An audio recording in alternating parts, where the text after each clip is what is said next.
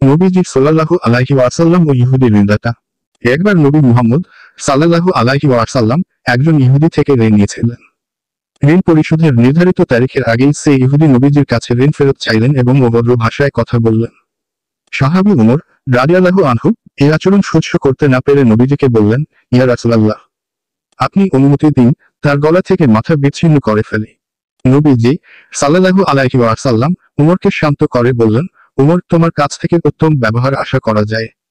তুমি এভাবে না বলে বরং আমাকে বলতে পারতে আপনি তার ঋণ পরিশোধ করুন, কিংবা তাকে বলতে পারতে আপনি সুন্দরভাবে ঋণের কথা বলতে পারতেন। এরপর নবীজি উমরকে নির্দেশ দিলেন, উমর, যাও তার সাথে এবং তাকে তার ঋণ পরিশোধের পর আরো 32 কেজি খেজুর দিও, কারণ তুমি তাকে ভয় দেখিয়েছ।